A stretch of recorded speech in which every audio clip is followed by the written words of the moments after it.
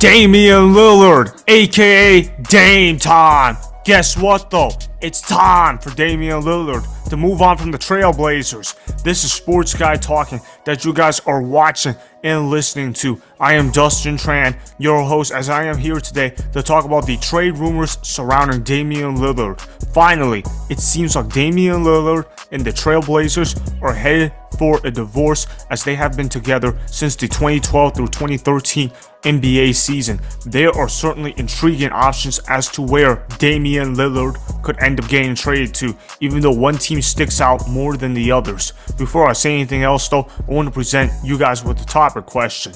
So, here it is. Who will end up trading for Damian Lillard? And honestly, who's to say that he'll even get traded? There is a distinct possibility that Damian Lillard will stick with the Trailblazers and run it back for them for at least one more season. But in all seriousness though, I think this is the year that the Trailblazers and Damian Lillard finally move on from each other. Clearly, the Trailblazers and Damian Lillard have reached a dead end with each other. We have clearly seen what peak Damian Lillard looks like on the Portland Trailblazers. This Trailblazers team is now going to become a championship contender anytime soon, and the sooner that Damian Lillard realizes that, the better that it will be for all parties involved. Look, Damian Lillard is a great point guard. He's going to be a future Hall of Famer, and at times he can be pretty insanely underrated. But Damian Lillard's got to want to win a championship at some point, and if you want to get a championship in the future, you got to be able to leave the Portland Trailblazers to go to a better team that can help contend for a championship. I get that Dame wants to be loyal and that he wants to stay with one team, but at some point he has to realize that not everybody can stay on one team at one time. And yeah, do we want players that not act like Kevin Durant and LeBron James and jump from team to team? Yeah, but the Trailblazers have shown nothing that can indicate that they are a championship contender anytime soon. I highly doubt that if Damian Lillard left the Trailblazers, we would be calling him a traitor. In fact, if anything, we would say about time he move on from the Portland Trailblazers, because the Portland Trailblazers are a losing organization that have not been serious for a number of years in terms of winning championships. There's a reason why the Portland Trailblazers have only been to one conference finals in the 21st century, despite the fact that they've had Damian Lillard for 11 years. If you're only going to make one conference finals appearance within an 11-year stretch during the Damian Lillard era, it's pretty clear that they're not going to get there now. Now, I've heard that Damian Lillard says that he wants to stay on the Trailblazers if they go ahead and trade the number 3 overall pick as well as the number 23 overall pick. But let's be honest, who could the Trailblazers realistically get in return for a number 3 overall pick that most people would be satisfied with? Because you can't just trade the number 3 overall pick for a win-now veteran. I mean, you could theoretically, and then you would get roasted on Twitter. But if you have the 3rd overall pick, you got to use that on a young guy that can become a potential future superstar. Think about if Scoot Henderson becomes available with the 3rd overall pick in the 2023 NBA draft, because, you know, the Charlotte Hornets, they wouldn't be idiots and take Brandon Miller with the 2nd overall pick. So if Scoot Henderson's available with the 3rd pick, who, by the way, is going to be a future MVP candidate, if you're the Trailblazers, you're absolutely taking him. But the problem is, can you play Scoot Henderson and Damian Lillard at the same time? I mean, they play the same position, and also look at their timelines. Scoot Henderson is a raw player that is extremely young. He might not be ready to go from day one. Damian Lillard, on the other hand, is a win-now player. Damian Lillard doesn't have 15 years left in the NBA. Damian Lillard might have 5 years left in the NBA, although with the way that he does play, maybe he lasts longer than that because of the fact that he's so durable and the fact that his game doesn't really rely on athleticism to get by, because he does have a great 3-point shot and he's a pretty good passer, and that he can space the floor really well. He's not one of those Russell Westbrook type of players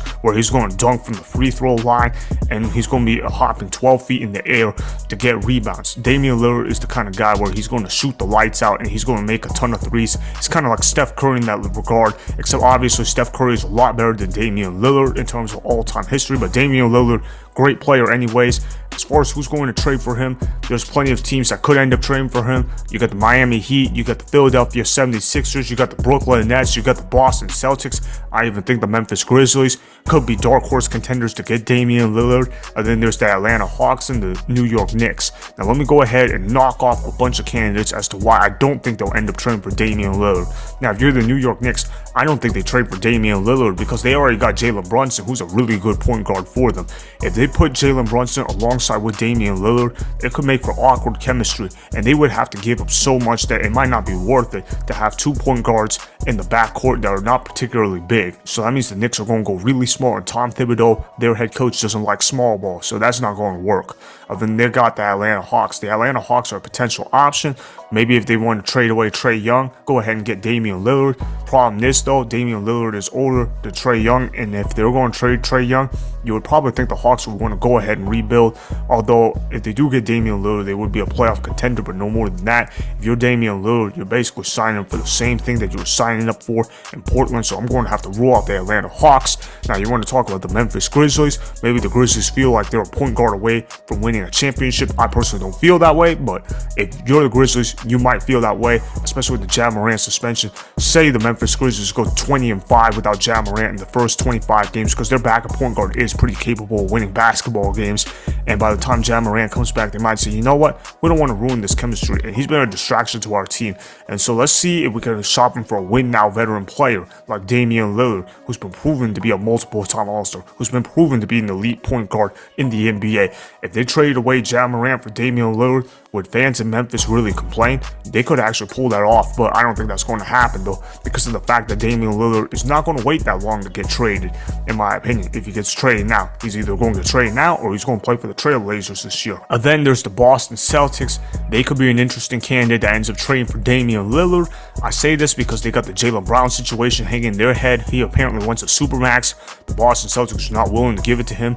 I agree with that as well. You can maybe give out one supermax to a player on a team, but not two players for sure. So the Boston Celtics, you know what, they might say, we can kill two birds with one stone. We're going to go ahead and trade away Jaylen Brown for whatever we can get, and we're going to get Damian Lillard in return, as we need a point guard desperately. They could be saying that to themselves, and what better point guard to pick up than Damian Lillard? Remember, he's going to be able to team up with Jason Tatum, so a duel of Jason Tatum and Damian Lillard could certainly be very interesting to go ahead and watch. They would be serious contenders in the Eastern Conference. Then I've also heard the Brooklyn Nets. That does make some sense, although if you're Damian Lillard, I don't really understand why you would want to join the Nets, because even if you join the Nets, they're not going to become title contenders all of a sudden. But the Brooklyn Nets do have a ton of assets that they can give over to the Trailblazers, because they do have a lot of first-round picks that they got from the Kevin Durant trade. They also got an additional first-round pick from the Kyrie Irving trade, and they do have a lot of young players on their roster, so they could possibly make that work. But I don't think Damian Lillard would be interested in joining the Nets if he was to request a trade. If he was interested in joining the Nets, we might have to examine his head and ask what's wrong with Damian Lillard, because if you want to request a trade, wouldn't you want to request a trade to being on a title contending team, especially the fact that you want to be so loyal to one team for so long? So we would definitely have to question that. Then of course, there's the Philadelphia 76ers. A lot of people seem to love them as contenders to get Damian Lillard. Me personally, I don't love it. You know why I don't love it? Because the Philadelphia 76ers don't have a lot of pieces and flexibility that they can use to pull off this trade. If the 76ers trade for Damian Lillard, their asset cupboard is going to be very bare, and they're not going to have a whole lot of flexibility moving forward if they go all in on Damian Lillard. They already sold the farm for James Harden, so if they sold out the farm for James Harden, how are they going to have the assets left to go get Damian Lillard? They don't really have the contracts to make it work out whatsoever, and even if they do get Damian Lillard somehow, some way, maybe through a 3-team trade or something like that, how will a Damian Lillard and Joel Embiid team become Eastern Conference title contenders? I mean, do we really think that a team with Damian Lillard and Joel Embiid is going to be significantly better than what they had last year? Because James Harden is still a pretty good player. And Damian Lillard, although he's really good at what he does, do we consider him an all-time great? Absolutely not. Damian Lillard is not the difference between losing to the Boston Celtics and beating the Boston Celtics. It's really that simple. If they match up in the playoffs with Damian Lillard, they're still going to lose to the Celtics, because the team runs through Joel Embiid. Joel Embiid, he's a great player. He won an MVP award. I got to give him props there. Me personally, I don't agree with that MVP award, but that's another discussion for another day. But Joel Embiid is a choke artist against the Boston Celtics, which means that there is really only one team that fits the option for Damian Lillard as to where he should go, which is the Miami Heat. I think the Miami Heat have got to trade for Damian Lillard. And I think if you're Damian Lillard, you've got to find a way to join the Miami Heat. If you care about winning, what better team to join than the Miami Heat? The Miami Heat play in a weak conference in the Eastern Conference. The Eastern Conference is wide open right now, and the Miami Heat have made at least the Eastern Conference Finals in 3 out of the last 4 seasons. They've been to the finals twice in the last 4 seasons as well, and they need more scoring. They need a star player. They need another guy to pair up with Jimmy Butler and possibly Bam Adebayo, because Bam Adebayo is supposed to be our number 3, not a number 2 option on a championship contending team. And Jimmy Butler, he can sometimes serve as a number 1, but he's so inconsistent that we might as well call him a number 2 scoring option. If they get Damian Lillard on the Miami Heat, that would form a big three of Damian Lillard, Jimmy Butler, and Bam Adebayo. And you don't think that Miami team would be instant title favorites in the Eastern Conference? I mean, come on, that team right there would be the best team in the Eastern Conference without question. And you might ask, wouldn't they have to give up a whole lot to get Damian Lillard? And I could say, yeah, they could give up a lot theoretically on paper, but this Heat roster isn't already that good anyways. Look, if they could trade Kyle Lowry, Tyler Hero, Nikola Jovic, the 18th overall pick in the 2023 NBA draft, and 2 future first-round picks that were unprotected, 2027 and 2029, if they could pull off that trade for Damian Lillard, I think both sides need to accept that deal instantly, because obviously if you're the Heat, you're going to have your point guard issues solved, you're going to finally have another star. If you're the Trailblazers, you get cap relief in that situation by the fact that Kyle Lowry is on the final year of his contract, and the fact that Tyler Hero is a young up-and-coming player, so he could serve as a pretty good player for the Trailblazers, and getting some young assets and some future first-round picks, that's going to serve as beneficial as well. That's the best package that the Trailblazers could possibly get right now. And if you're the Miami Heat, you feel like you don't really give up that much either, because the salaries, they're going to match. And as far as the rotation, look, they're still going to have a team of Jimmy Butler, and they might even get Kevin Love back if he re-signs with the Miami Heat. And then there's Bam Adebayo, then there's Max Strus, then there's Damian Lillard, and then they can have Gabe Vincent, Duncan Robinson off the bench, who seems to have reinvented himself in this year's NBA playoffs.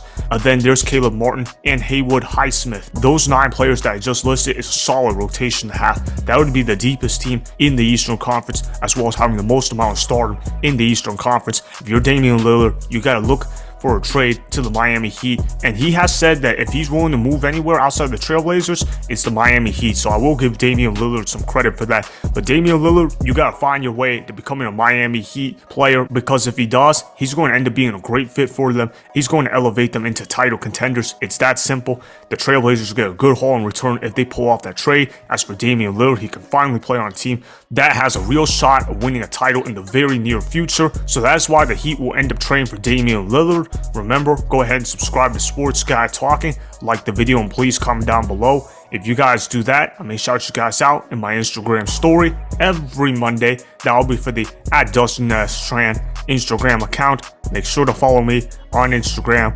@DustinTran and @Sports Guy Talking. Also, go follow me on Twitter @DustinTran. Again, go ahead and do those things that I just told you guys to go do. Hopefully, you guys enjoyed the content that was just produced. Peace out. I hope you enjoyed that video. Want more Sports Guy Talking, the home of great sports content? Make sure you click that subscribe button to get the latest from Sports Guy Talking. Go ahead and like the video. Comment down below.